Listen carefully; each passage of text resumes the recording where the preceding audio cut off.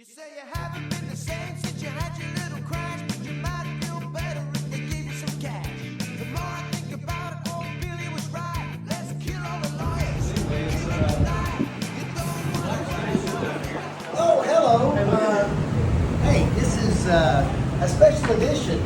New episode, special edition of 2 Marks. One Mike.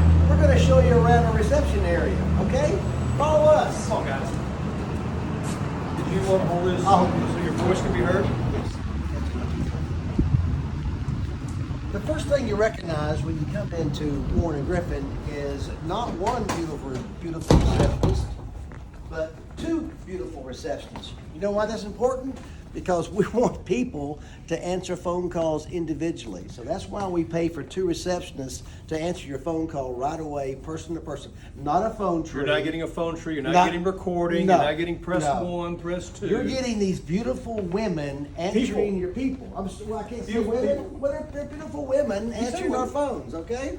And this is where we also, along with these 2 beautiful ladies, Sandra and Kimmy, we also have these beautiful ladies. We have the Lady Liberty and Lady Justice. Lady Liberty and Lady Justice, done by a local artist, Brent Sanders. This is the largest work he has ever done.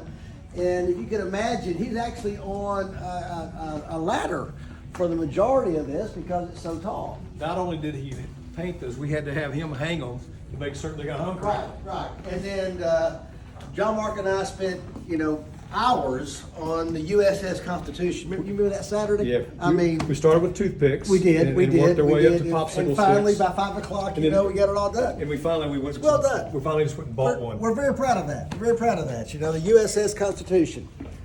And then this is like one of our conference rooms.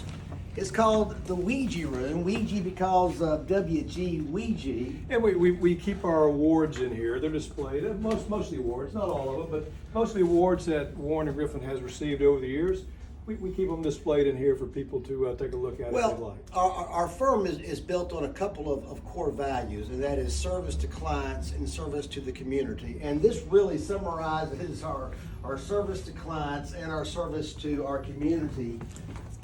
As far as our first place awards for best law firm in Chattanooga, we've never lost.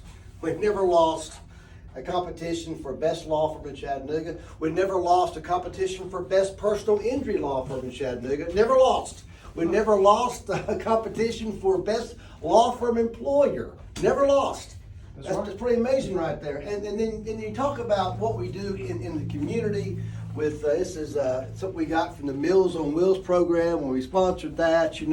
We're a big sponsor of the Kidney Foundation and what they do in the community. We're also a big sponsor of NAACP in the community.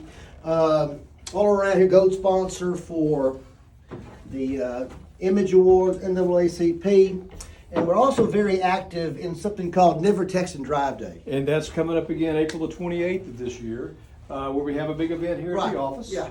And we set up, we have hot dogs, spin the wheel, take the pledge, for people to pledge not to text and drive and to keep others from texting and driving. And that's April 28th, and we'll be doing a live podcast throughout Never Text and Drive That's Day right. from 10 to 2. And what the mayor does, the mayor has been so kind, on Never Text and Drive Day, he will declare it Never Text and Drive Day. So we have proclamations from the mayor of Chattanooga over the last 3 or 4 years where he has proclaimed it Never Text and Drive Day, because the city of Chattanooga encourages all Chattanooggans to put away their cell phone while driving and make that a daily habit that will save hundreds of lives in the future.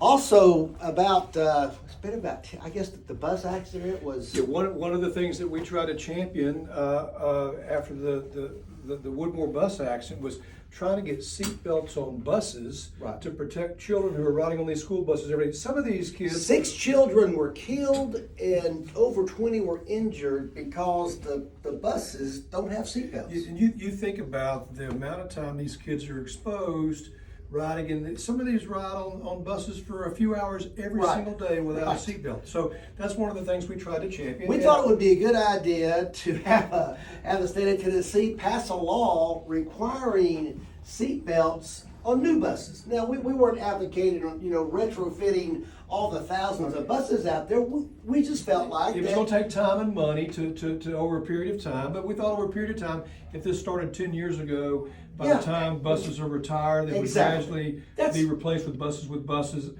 with belts. Yeah. And the financial impact would be minimal, but it would accomplish long-term a goal that we had. So- That is to put belts on buses. We partnered with one of our state representatives here, Joanne Favors, Right. and we went to Nashville probably maybe 6 to 8 times. We did. And we actually got a bus.